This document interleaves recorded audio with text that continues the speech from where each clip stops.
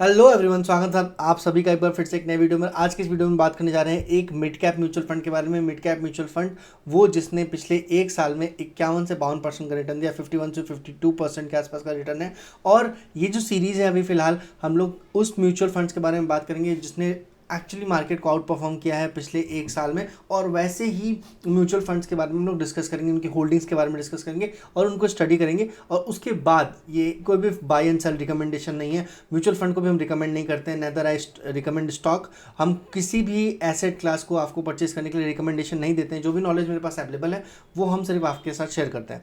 तो ये एक म्यूचुअल फंड है, मिड कैप कैटेगरी का म्यूचुअल फंड है और इसने मार्केट को आउट परफॉर्म करते हुए 51 to 52% के आसपास का रिटर्न दिया है।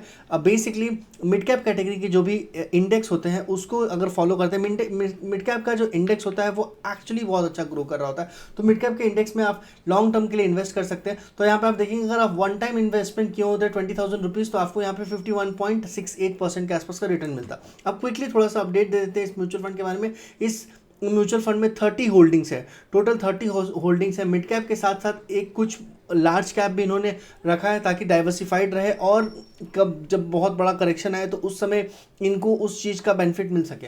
तो आप देख सकते हैं रिलायंस इंडस्ट्री यहाँ पे है, HDFC है, Aurobindo Pharma, Motherson India, Container Corporation Limited, CCOI जो है, Steel Authority of India, Sun TV, LinkedIn India, NHPC, Adani power.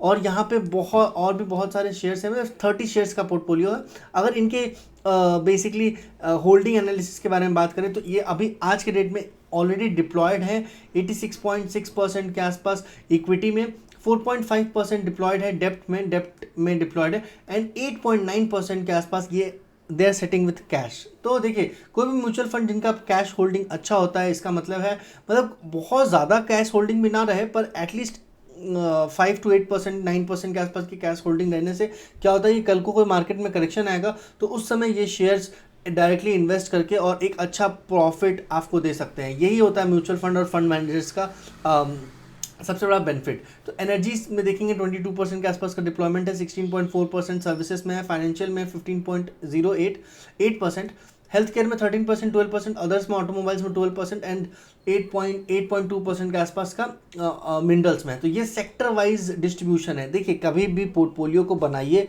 तो आप एक तो कैप वाइज तो जरूर बनाइए, mid cap, large cap, small cap, आप खुद के पोर्टफोलियो को, पर मेक श्योर कि आप सिंगल सेक्टर में डिप्लॉयड ना रहें। सिंगल सेक्टर में डिप्लॉयड होने के बाद कल को कोई क्राइसिस आता है एनर्जी में तो आपका कंप्लीट पोर्टफोलियो नहीं हिल जाना चाहिए, क्योंकि आप बाकी सारे सेक्टर्स में से भी आप अर्निंग कर रहे हैं। तो एक सेक्टर अगर परफॉर्म नहीं करता है तो बाकी सारे सेक्टर्स आपके पोर्टफोलियो को संभाल लेंगे। तो ये एक बहुत अच्छी चीज़ होती है जो हमें म्यूचुअल फंड सीखना चाहिए जब हम लोग खुद का पोर्टफोलियो बना रहे होंगे। तो पर अगर आप देखेंगे तो रिटर्न काफ़ी अच्छा है, टॉप 20% के आसपास में रिटर्न है। और ये एक अच्छी स्ट्रैटेजी है इस पर्टिकुलर शेयर्स, इस पर्टिकुलर म्यूचुअल फंड की। मिनिमम इन्वेस्टमेंट, फर्स्ट इन्वेस्टमेंट आपको करना होगा 5,000 रुपीज़ का, उसके बाद आप SIP कर सकते हैं सेकेंड इंस्टॉलमेंट के बाद से 1,000 रुपीज़ का। और नेक्स्ट है फंड कैटेगरी की। अगर हम लोग बात करें तो फंड कैटेगरी, इस जिस कैटेगरी में मिड कैप कैटेगरी का जो इनिशियल फंड था वो मिड कैप का जो इंडेक्स फंड है वो 49.3% के आसपास कैटेगरी एवरेज है और उन्होंने रिटर्न दिया है। पर ये फंड जो है 51.7% के आसपास चल रहा है। मीन्स इसने एक्चुअली इक्विटी मिड कैप को बीट करते हुए एक अच्छा रैंकिंग या अपने लिए एक बहुत अच्छा प्लेस दिखाया है। एक्सपेंस रेशियो की बारे में बात करें, वो भी सारी चीज़ें आप यहाँ पे देख सकते हैं। 0.5% के आसपास का एक्सपेंस रेशियो है, 0.5 एग्जिट लोड है। अगर आप 3 मंथ्स के ऊपर एग्जिट लेते हैं तो कुछ भी नहीं होगा और स्टैम्प ड्यूटी वगैरह सब कुछ एज जनरल है। अब लोग बात करें कौन सा फंड है ये, तो ये है क्वांट का मिड कैप फंड। देखिए क्वांट का मिड कैप फंड बेसिकली ऐसा नहीं है कि क्वांट के ऊपर कुछ चीज़ें चल रही थी क्योंकि वो लोग ट्रेस कर रहे थे या चीज़ें को मे बी बहुत अच्छे तरीके से नहीं लेके जाते। पर क्वांट का अगर आप ट्रैक रिकॉर्ड देखेंगे तो क्वांट काफ़ी समय से है मार्केट में और इनका म्यूचुअल फंड्स बेसिकली बहुत अच्छा परफॉर्म कर रहा होता है। तो स्मॉल कैप मिड कैप जो है वो रिस्की ज़रूर होते हैं, वो फंड्स बहुत रिस्की होते हैं क्योंकि इसमें हाईली वॉलीटिलिटी होती है। तो मिड कैप के फंड को यहाँ पे आप देख सकते हैं 51% के आसपास का रिटर्न एक साल में इस पर्टिकुलर फंड ने दिया है। तो अगर हम लोग थोड़ा सा इसको एक साल में कन्वर्ट करने की कोशिश करें तो यहाँ पे आप देखिएगा कि 51.68% का रिटर्न इस पर्टिकुलर फंड ने प्रोवाइड किया है। बहुत ज़्यादा फिनोमिनल है ये, मतलब 51.068% के आसपास का रिटर्न अगर एक साल में कोई फंड आपको प्रोवाइड कर रहा है तो ये काफ़ी अच्छा है, काफ़ी फिनोमिनल है।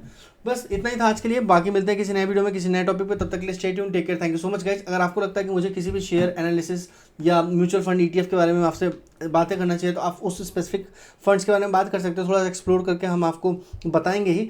नहीं तो इस चैनल पे हम हर बार एक नया ETF जो मार्केट को अच्छा परफॉर्मेंस दे रहा होता है, एक आने वाले टाइम में जो ETF बहुत अच्छा परफॉर्म कर रहा होता है उसके बारे में, या फिर मार्केट में जो चीज़ें बहुत अच्छी चल रही होती है उसके बारे में हम आपको बताते हैं। तो मेक श्योर इन सारी चीज़ों का आप ध्यान रखें। और बाह, that's all, thank you so much, do subscribe this channel and like this video अगर आपको ये चीज़ें अच्छी लगी हो तो, और बाकी लोगों के साथ भी शेयर करना मत भूलिएगा। Bye bye, take care, thank you so much.